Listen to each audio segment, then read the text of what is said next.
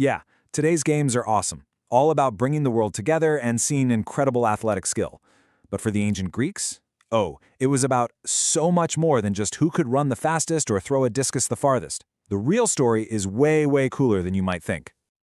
So what's the secret?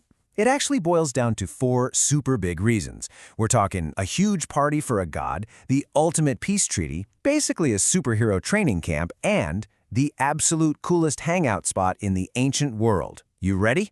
Let's break it all down. All right, reason number 1. And honestly, this is the big one. At its absolute heart, the Olympics were one giant religious festival, and the guest of honor, none other than the big guy himself, Zeus, the king of all the Greek gods. And where they held the games was a huge deal too. They took place at Olympia, and this wasn't just some random field, okay? It was a sacred sanctuary, a place the Greeks believed was incredibly special to Zeus. Competing here was kind of like playing your favorite sport in the most important, most beautiful cathedral in the world. It was all about showing respect. And when I say it was a party, I mean it was a party. Get this, right in the middle of the games, they would sacrifice 100 oxen to Zeus, 100. And after all the serious religious stuff was done, it basically turned into a gigantic barbecue for everyone. It was a feast fit for the gods, and I mean that, literally. You know, this wasn't just some casual competition. This was serious business. Before the games even began, every single athlete had to stand before a giant statue of Zeus and swear a sacred oath, a promise out loud to compete fairly and with honor. For them, athletic talent was a gift from the gods, and competing was their way of saying, hey, thanks. Okay, so that's the whole religious party angle. Now for reason number 2. And honestly, this one is just incredible. The Olympics were basically the world's first giant pause button for war.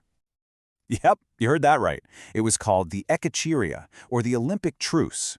See, ancient Greece wasn't one big happy country. It was made up of dozens of city-states that were pretty much always fighting. But when the Olympics came around, messengers would go out and announce this sacred truce. All fighting had to stop, period. It created this safe zone so that everyone, athletes and fans, could travel to Olympia without fear. Just think about that for a second.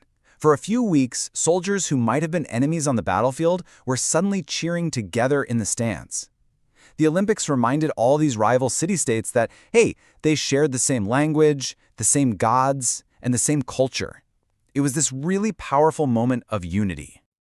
Moving on to our third reason, the Olympics weren't just for show. They were the ultimate training ground for creating real-life heroes, because the events were directly linked to the skills a soldier needed to survive.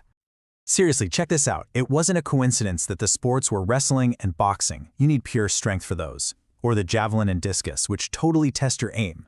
There was even a race called the Hoplitodromos, where athletes ran wearing full, heavy military armor. Can you imagine? It was all about building skills for the battlefield. This all tied into a really crucial Greek idea called Arete. Arete means excellence, the whole idea of being the absolute best version of yourself you can be.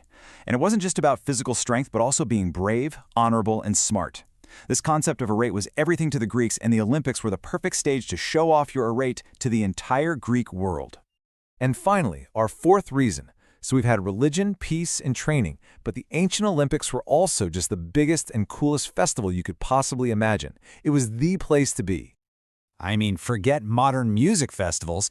Olympia was packed. You had the athletes, of course, and thousands of cheering fans, but you also had politicians making deals, philosophers debating big ideas, poets performing their latest works, and artists showing off their sculptures.